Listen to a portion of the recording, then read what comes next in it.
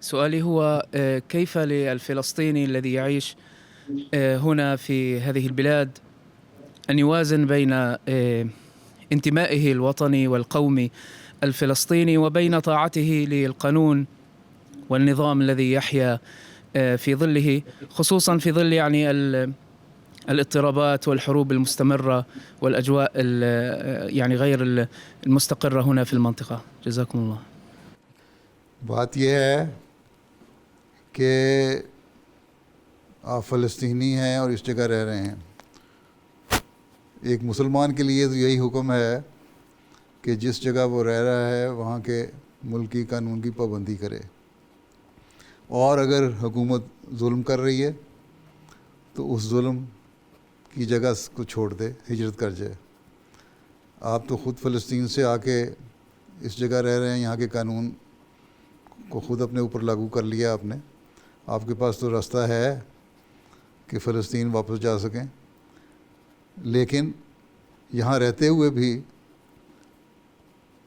اگر آپ کی آواز پہنچ سکتی ہے ارباب حل و عقد تک، حکومتی نمائندوں تک، تو آواز پہنچائیں اور ان کو بتائیں کہ ظلم کبھی نہیں پنپتا. اور یہی ہمارا کام ہے، ہر جگہ ہر حکومت کو، ہر ظالم کو یہ احساس دلانا کہ ظلم کبھی نہیں پنپا کرتا، اور ہم ظلم کے خلاف آواز اٹھانے والے ہیں. اور اس کے لیے پھر بعض دفعہ سختیاں بھی برداشت کرنی پڑتی ہیں.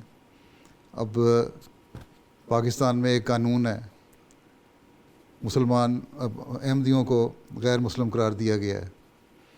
وہاں کے قانون کا جہاں تک سوال ہے کہ ہم احمدی اپنے آپ کو غیر مسلم مانیں، کوئی احمدی اس بات کو ماننے کو تیار نہیں. قانون یہ کہتا ہے کہ تم لا الہ الا اللہ نہیں کہہ سکتے، لا الہ الا اللہ محمد رسول اللہ نہیں کہہ سکتے. کوئی احمدی اس کو ماننے کو تیار نہیں.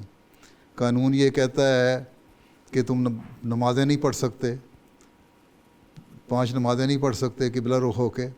کوئی احمدی اس کو ماننے کو تیار نہیں. اور اس طرح بہت سارے اسلامی احکام ہیں. لیکن جو ملک کے دوسرے قوانین ہیں ان کو پوری پابندی کر کے احمدی وہاں رہتے ہیں، اس کو نہیں مانتے، اور اس کے لیے پھر سزائیں بھی ان کو ملتی ہیں.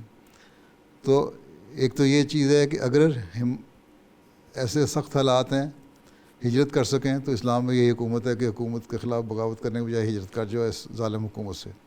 اور یہی نمونہ اور یہی اسوہ ہمیں حضرت صلی اللہ علیہ وسلم کی زندگی میں ملتا ہے. یا اگر وہاں رہنا ہے تو پھر اس ظلم کے خلاف آواز اٹھا کے اپنا مدعا بیان کرو. باقی ایک احمدی کا یہ کام نہیں کہ توڑ پھوڑ کرے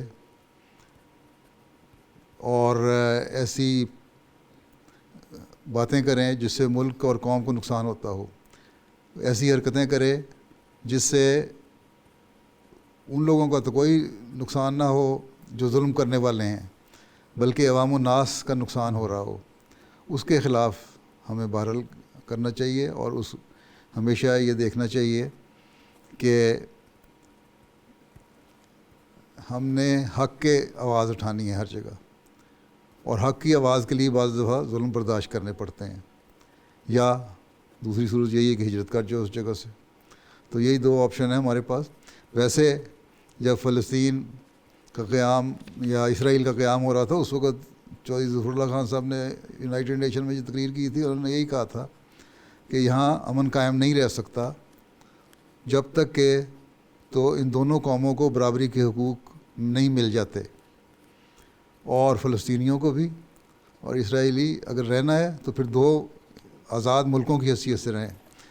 کہنے کو تو آپ فلسطین سے آئے ہیں، فلسطین میں ایک علیحدہ حکومت ہے، لیکن وہ بھی آزاد حکومت تو نہیں ہے.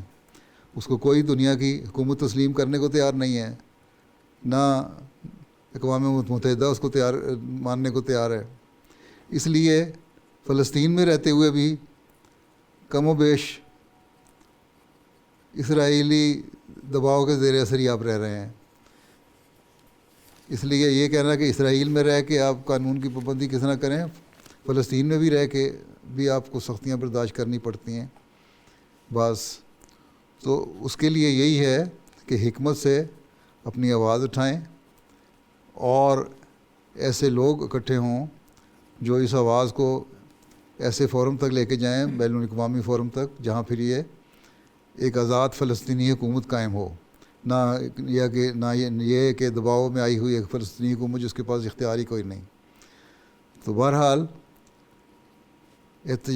ظلم کے خلاف آواز اٹھانا ایک بنیادی مومن کا فرض ہے، یا پھر اس ظلم والی سرزمین سے ہجرت کر جانا، یہ دوسرا حکم ہے۔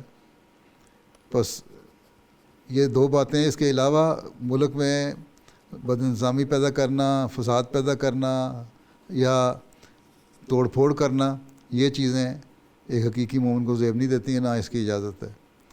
تو اس کے لیے بہرحال ایک حکمت اور دعا سے کام کرنا پڑے گا۔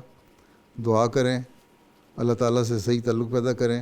اگر فلسطینی حقیقی رنگ میں ایک ہو کے دعا کرنے والے ہوں اور اپنے اخلاق و عادات اور اپنے ایمان کو اس معیار پہ پہنچ جائیں جہاں اللہ تعالیٰ سنتا ہے دعائیں اور مددگار ہوتا ہے مومنین کا، تو انشاءاللہ حالات بہتر ہو جائیں گے۔ باقی یہ جب تک، جیسا کہ میں نے کہا جو یوسف اللہ خان صاحب کے حوالے سے، جب تک دو حکومتوں کو مساوی حقوق نہیں مل جاتے اس وقت تک یہ دشمنی کا ماحول قائم رہنا ہے، اور اس دشمنی کو ختم کرنے کے لیے اپنے طور پہ جو بھی کوشش ہو سکتی ہے حکمت اور دعا سے وہ ہمیں کرنی چاہیے۔